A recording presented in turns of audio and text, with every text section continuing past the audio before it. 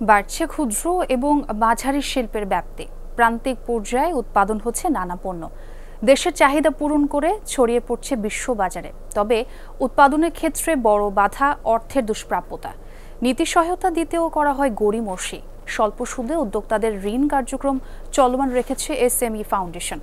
আগামী বাজেটে 500 কোটি টাকার তহবিল চেয়েছে সংস্থাটি। মাহফুজ মিঠুর ছবিতে বগুড়া থেকে ফিরে রিমন রহমানের রিপোর্ট।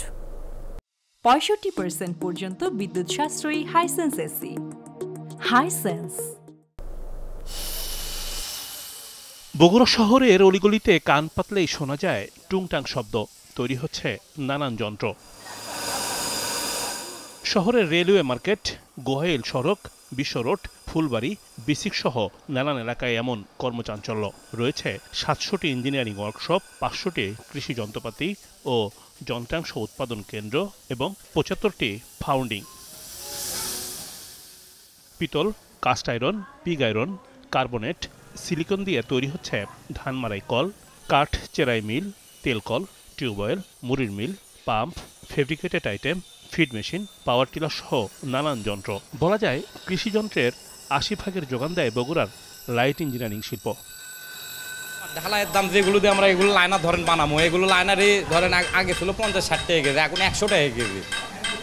অনেক জিনিস আছে, এগুলো দাম বেড়ে দেওয়ার কারণে, অনেক কিছু প্রোডাকশন কমে দেওয়ার কারণে মনে করেন আমাদের এগুলো কাজকাম করতে একটু সমস্যা হয়। 80 দশক থেকে স্থানীয় উদ্যোক্তাদের হাত ধরে প্রসারিত হচ্ছে ক্ষুদ্র ও মাঝারি এই শিল্প।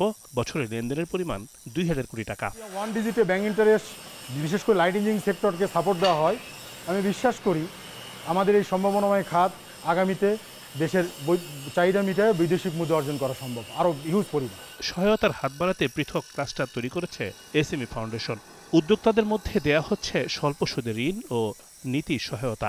রেফারেন্স স্কিমে যে পরিমাণ টাকা দিচ্ছি প্রবাবলি আমাদের যা চাহিদা তার তুলনায় এটা যথেষ্ট না। কোনো সেগমেন্টেই এটা যথেষ্ট মনে হচ্ছে না আমাদের কাছে। এটার ব্যাপারে চেষ্টা করবো যে আমাদের যে ফান্ডটা আছে ওইটার অ্যালোকেশনটা যাতে আরও বাড়ানো যায়। মানে গভর্নমেন্ট থেকে আমরা যাতে আরেকটু বড় একটা ফান্ড নিতে পারি, যেটা হয়তো আমরা রিফাইন্যান্স স্কিমে দিতে পারবো। বর্তমানে দেশে এসএমই উদ্যোক্তাদের সংখ্যা 1,18 লাখ।